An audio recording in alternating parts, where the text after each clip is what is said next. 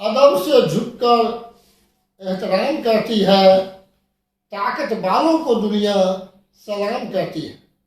बहुजन विमर्श चैनल के 56वें एपिसोड को देख रहे आप तमाम दर्शक बंधुओं का हार्दिक स्वागत और अभिनंदन। पिछले एपिसोड में बिहार में बीएसपी पैर फैलाना शुरू किया, अपना आधार बनाना शुरू किया, संगठन को मजबूत करने लगा। इसके बारे में हम चर्चा कर चुके हैं।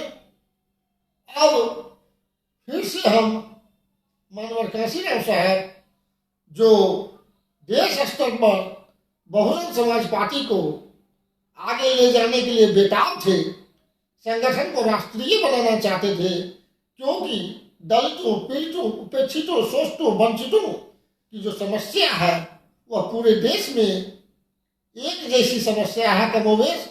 तो जब समस्या एक जैसी हो तो उसका समाधान भी पूरे देश में कोई संगठन हो जो यूनिफॉर्मली इस्टेब्लिश्ड हो, उसी संगठन के द्वारा हमारी समस्या का समुचित समाधान संभव। तो मानवर काशीराम साहब मजबूर को हुजूर बनाने के लिए जो संकल्प लिए थे वह संकल्प दिखाई देने लगा।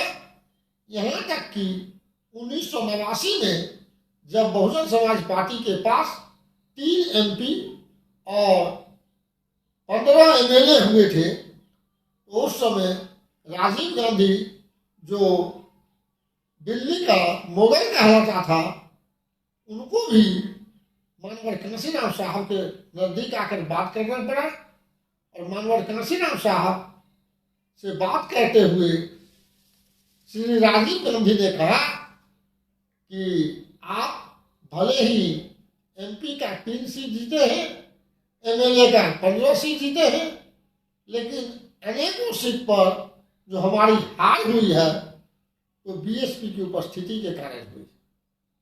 और आपकी पार्टी कांग्रेस से मिलकर चुनाव लड़ी होती तो 3 सीट पर नहीं सिमटी हुई होती, बल्कि पार्टी 30 सीट जीत सकती थी। मानवर काशीराम साहब कहे कि 1989 के लिए इतना ही काफी है, 1989 के लिए इतना ही काफी है। राजीव गांधी कहे कि आपके पास पैसा नहीं है, हमारे पास पैसा है, अगर आप हमसे तालमेल करते हैं तो हम आपको भरपूर आर्थिक सहयोग भी देंगे। मानवर काशीराम साहब ने कहा कि मैंने अपने समाज का एक जनरेटर इंस्टॉल किया और वह जनरेटर जनरेट करता है, जिसके कारण चुनाव लड़ने के लिए, संगठन को चलाने के लिए करोड़ों रुपया मेरे पास, करोड़ मतलब 4 करोड़ रुपया मानवर काशीराम साहब के पास पार्टी फंड में था, संगठन में था।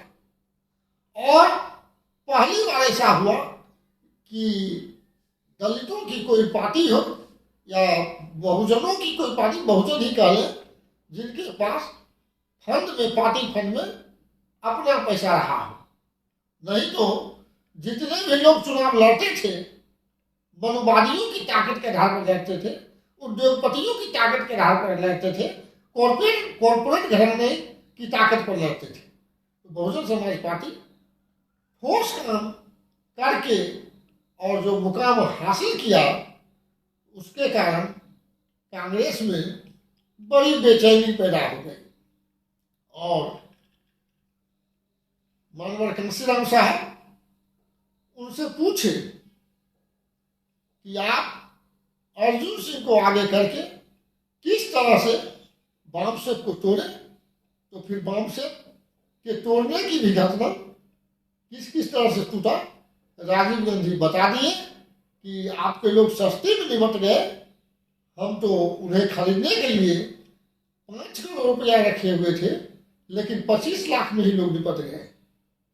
और संजोग से 1991 का जो लोकसभा का चुनाव हुआ, श्री पेरम्बलूर में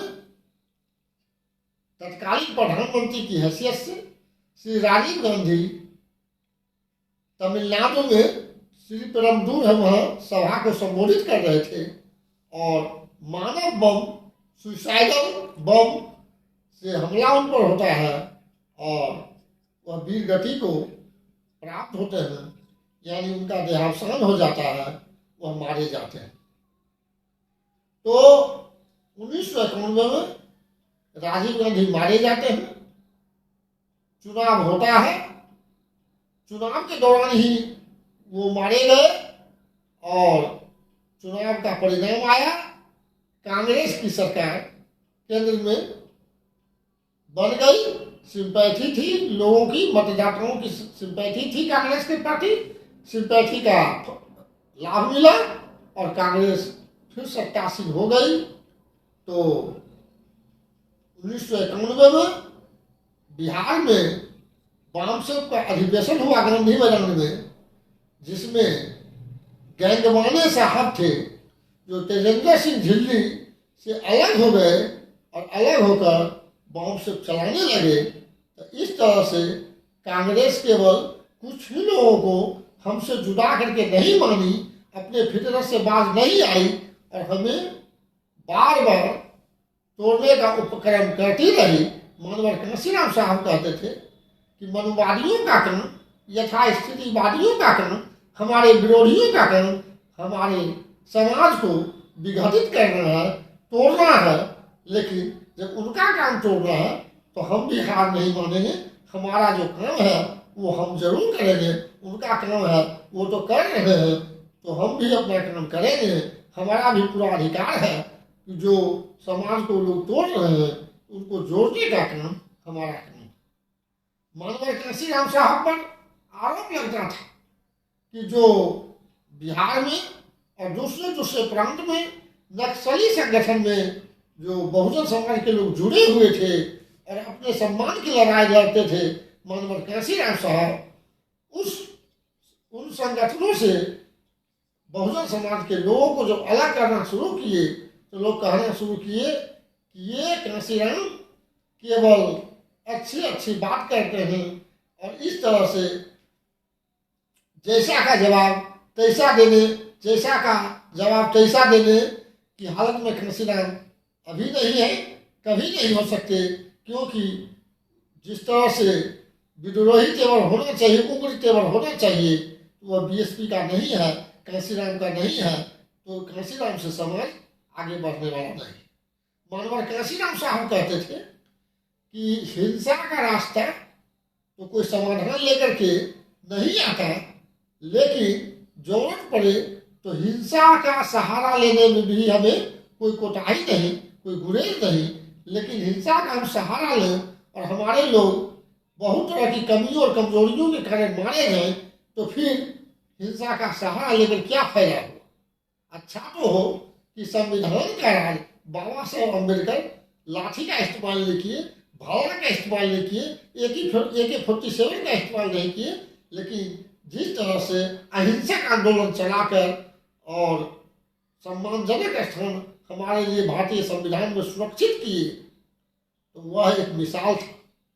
उससे मानवर कांशीराम साहब बहुत कुछ अनुभव किए, उससे बहुत कुछ सीखे, लेकिन कहा करते थे कि हमें जरूरत पड़ने पर हिंसा का रास्ता अख्तियार करने में भी कोई गुरेज नहीं, लेकिन शर्त यही है कि जब हम हिंसा का रास्ता अख्तियार करें तो हम सफल हों, न कि अपने लोगों को मरवा दें, जो और दूसरे संगठन जैसे MCC वगैरह में होता है। उसमें हमारे लोगों का नुकसान बहुत ज़्यादा होता है, लाभ नहीं के बराबर होता है। तो मानवर कांशीराम साहब एक्सपेरिमेंट भी किए। अमेठी में जो चुनाव हुआ 91 में, तो वहाँ पर मानवर कांशीराम साहब जब कार्यक्रम करके लौट रहे थे तो उस समय की जो सरकार थी, सत्ता पोषित संगठन था, उसके द्वारा मानवर कांशीराम साहब के काफिला पर हमला हुआ और उस हमला में मानवर कांशीराम साहब जो रुख अख्तियार किए, जिस तरह से उनकी भूमिका रही, तो वह भूमिका समाज के लिए काफी प्रेरणा का स्रोत बन गया, काफी उत्साहवर्धक बन गया, क्योंकि उधर से भी हमला हुआ और इधर से भी हमला हुआ। उधर के कुछ लोग मारे भी गए और बहुत सारे लोग घायल हो गए। इधर से कुछ लोगों को ही मामूली चोट लगी। तो मनोहर काशीराम साहब जो लड़ाई किए, हिंसक रास्ता अख्तियार करने के लिए मजबूर हुए, तो हिंसक रास्ता भी अख्तियार किए, तो पूरी तैयारी के साथ किए, दमदारी के साथ किए, यानी लड़ने के लिए जो अस्त्र चाहिए उसके साथ वह संघर्ष किए, हिंसक रास्ता अख्तियार किए। तो मनोहर काशीराम साहब ताकत बनाकर एहसास करा दिए कि ताकत बनाकर ही हम अपने विरोधियों से लड़ सकते हैं, चाहे वो संगठन की ताकत हो, चाहे और कोई ताकत हो। अभी तक आप हमारे इस चैनल में अपना सहयोग दे रहे हैं। इसको देख करके और इसको देखने के बाद अगर आप में थोड़ी भी मिशनरी भावना आती है, मिशन और मूवमेंट को बढ़ाने में आपकी भूमिका आप खुद तय कर लेते हैं, तो यह हमारा बोनस होगा। आप इसी तरह से चैनल के साथ बने रहें। अगला एपिसोड भी हम कंटेंटफुल एपिसोड को लेकर, वीडियो को लेकर अगले एपिसोड में भी हम हाजिर होंगे। तब तक के लिए हमें रजा दीजिए। नमो बुद्धाय, जय भीम, आदाब, गुड बाय, सत श्री अकाल, जय जवान।